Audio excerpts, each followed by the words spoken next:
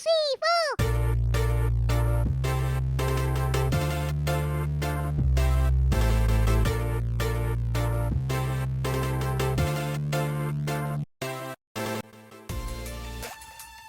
Halo teman-teman, jumpa lagi di video sharing belajarku. Kalau di skill 2, kita sudah belajar bersama tentang objects of prepositions atau objek dari preposisi. Preposisi itu adalah kata depan seperti in, on, at, of, dan seterusnya. Lalu setelah preposisi itu ada objek yang bentuknya bisa berupa kata benda, pronoun, kata ganti, atau gerund, kata kerja yang dibendakan, atau noun clause, klausa benda. Intinya, objek itu bentuknya adalah benda. Itulah kenapa disebut dengan objects of prepositions. Nah, object of prepositions ini terkadang disalahpahami menjadi subjek dari sebuah kalimat. Oleh karena itu, di skill 2 kemarin kita sudah belajar bersama bagaimana mengenali objects of prepositions. Pada saat kita mengidentifikasi subjek, jangan sampai salah mengenali subjek dengan objects of prepositions. Nah, sekarang kita masuk ke skill 3, be careful of appositives. Apa itu appositives? Simpelnya biasanya kita bilang dengan aposisi atau keterangan tambahan untuk menjelaskan si subjek.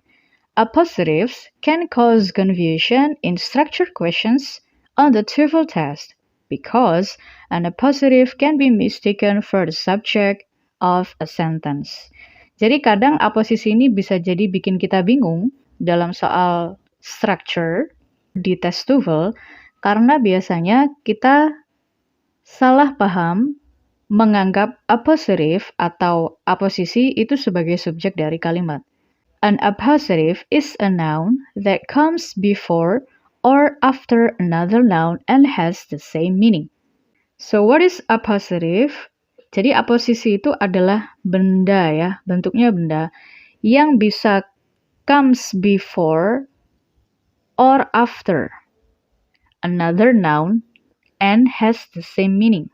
Nah, jadi aposisi yang biasanya kita kenal, barangkali yang biasanya kita sering temukan di soal itu setelah subjek. Seperti di contoh ini, Sally, the best student in the class, got an A on the exam. Jadi di sini, ciri yang paling mudah untuk kita mengenali apakah ada aposisi dalam kalimat itu, biasanya ada tanda koma 2 ini ya. In this example, Sally is the subject. Jadi Sally ini adalah si subjeknya dari kalimat itu. And the best student in the class can easily be recognized as an appositive phrase. Jadi as an appositive phrase itu yang ini, the best student in the class itu adalah si appositive phrase-nya. Karena kata student dan karena ada tanda komanya. Jadi biasanya kita paling mudah mengenali aposisi kalau dia setelah subjek. Karena jelas di situ ada 2 koma yang mengapit si frasa aposisinya. The sentence says that Sally and the best student in the class are the same person. Know that if you leave out the appositive phrase, jadi kalau kita hilangkan frasa aposisinya yang the best student in the class, kalimatnya tetap memiliki makna. Sally got an A on the exam itu tetap bermakna. Jadi still make sense. Seperti itu ya teman-teman. Nah sekarang kita coba lihat contoh dulu ya. The following example shows how an appositive can be confused with the subject of a sentence in structure questions on the TOEFL test. Walaupun ada pembahasan as usual teman-teman, tapi kita coba untuk kerjakan dulu ya. Anggaplah kita belum baca pembahasannya.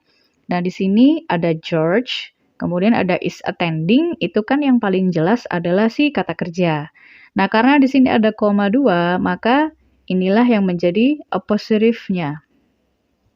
Jadi dia bukan si subjek. Subjeknya belum ada, maka yang tepat adalah my friend. Karena my friend itu kan benda. Kalau right now, happily because of a time itu bukan subjek dan bukan benda juga. Nah, sekarang kita baca pembahasannya. In this example, you should recognize dari koma itu harusnya kita sudah bisa mengenali bahwa George itu bukan subjek. Dia adalah appositive. Nah, maka kalimat ini masih butuh subjek. Yang tepat adalah my friend. ABC itu bukan subjek. Nah, sekarang kita lihat contoh yang kedua. The next example shows that an appositive doesn't always come after the subject. Dia bisa can also come at the beginning of the sentence. Nah, jadi kalau yang biasanya atau yang umum kita temukan biasanya adalah aposisi yang setelah subjek ada 2 koma. Nah, aposisi juga bisa digunakan sebelum subjeknya atau di depan sendiri ya. Contohnya seperti di contoh yang kedua ini. Bla bla bla, koma. Sarah rarely misses her basketball shots. Sarah adalah subjek. Mrs. adalah kata kerja. Jadi ciri kalau aposisinya di depan gimana? Hanya ada koma 1. Setelah subjek, ketemu dengan kata kerja seperti kalimat pada umumnya. Kalimat yang biasa, setelah subjek, ada kata kerjanya. Nah, sekarang kalau gitu kita pakai aposisinya yang mana? Pasti teman-teman sudah bisa notice ya. Oh, jawabannya itu yang A, an excellent basketball player. Kenapa kok yang B sama yang C sama yang D salah? Kalau yang B sama yang C, kesalahannya ada di sini ya. Jadi aposisi itu tidak membutuhkan kata kerja. Dia hanya frasa. Jadi tidak menggunakan benda dan kata kerja. Kalau delta mungkin bisa jadi benar karena frasa aja her excellent basketball play. Tapi kan di sini dia menjelaskan Sarah. Play itu kan memang kata benda, noun, tapi kan artinya permainan ya. Sedangkan Sarah kan bukan permainan, dia adalah pemainnya.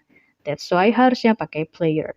Nah, sekarang kita baca pembahasannya. In this example, you can tell that Sarah is the subject, Mrs. is the verb. Karena nggak ada koma yang memisahkan antara Sarah dengan Mrs. Maka dia subjek dan kata kerja yang dipakai dalam kalimat itu. In this space, you should put an appositive for Sarah. Jadi yang di bagian kosong di depan tadi, kita harus cari aposisinya. Yang tepat adalah yang A. Kalau B sama C itu mengandung kata kerja is, jadi tidak membutuhkan kata kerja aposisi. Lalu yang D, ada play, could possibly be an appositive, tapi play itu tidak sama dengan Sarah. Sarah bukan permainan, Sarah adalah pemainnya. Maka, the following chart outlines the key information that you should remember about appositives.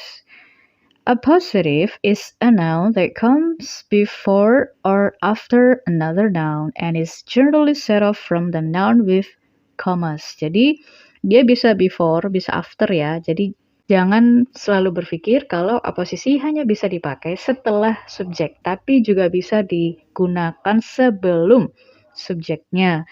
Lalu jangan lupa ada koma. If a word is an appositive, it is not the subject. Jadi aposisi itu bukan subjek. Aposisi itu hanya keterangan tambahan aja yang biasanya dipakai untuk menjelaskan si subjeknya. Kalaupun kita hilangkan aposisinya juga nggak ada masalah. Kalimatnya tetap jalan seperti biasa. The following appositive structures are both possible in English. Jadi bisa before, bisa after ya. Kalau yang after appositive biasanya akan dipisahkan oleh 2 koma. Kemudian kalau yang sebelum hanya dipakai 1 koma, kemudian subjek dan kata kerjanya seperti biasa. Nah, itulah aposisi teman-teman. Bagaimana teman-teman? Apakah teman-teman sudah bisa membayangkan aposisi itu seperti apa? Saya yakin teman-teman sudah bisa ya. Nah, sekarang mari kita coba exercise-nya.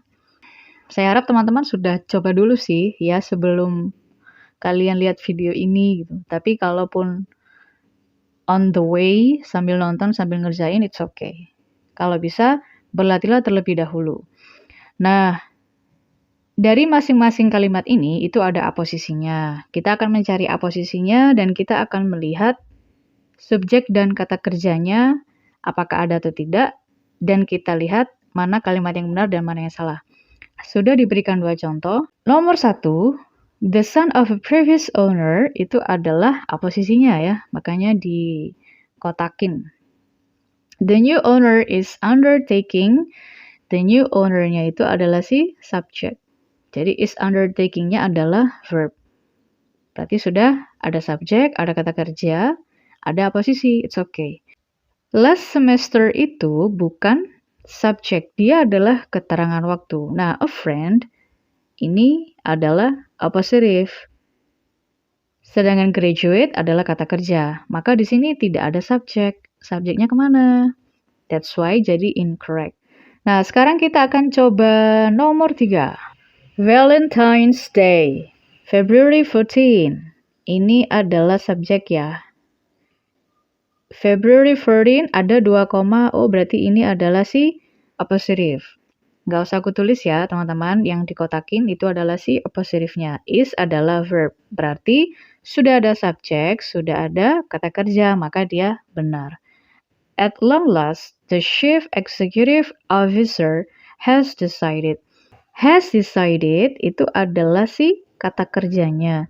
The chief executive officer itu adalah si appositive, tapi long last-nya bukan subjek. Itu kan waktu ya. Ada frasa preposisi gitu. Maka di sini dia salah. Incorrect. Jadi subjeknya tidak ada. Subjeknya hilang. Jadi mungkin kita bisa tambahkan subjek yang lain. Nomor 4 sama kayak nomor 2. Number 5. Tonight's supper leftovers from last night. Jadi ini masih posisi yang setelah subjek ya. Maka ini adalah posisinya didn't taste verb, tonight's supper subject. Oh berarti sudah ada subjek dan kata kerja, it's okay. The only entrance to the closet, the door was kept. Nah ini baru posisinya ada di depan. Ini posisinya. The door subject was kept locked. Was kept-nya adalah kata kerja. Berarti subjek dan kata kerja normal seperti biasa, maka dia benar. In the cold of winter, a wall heating unit. Nah, ini juga sama ya. A wall heating unit itu adalah si posisinya. Wouldn't turn on itu kan kata kerja. Tapi ini yang in the cold of winter itu bukan subjek. Subjeknya tidak ada. Sama kayak nomor 4. Maka ini salah. Seharusnya dia butuh subjek. Number 8. The new tile pattern, yellow flowers on a white background. Ini adalah posisinya karena ada 2 koma. Lalu the new tile pattern subject. Brightens up, dia kata kerja, berarti sudah ada subjek dan kata kerja, maka dia benar. The high-powered computer, the most powerful machine of its type was finally.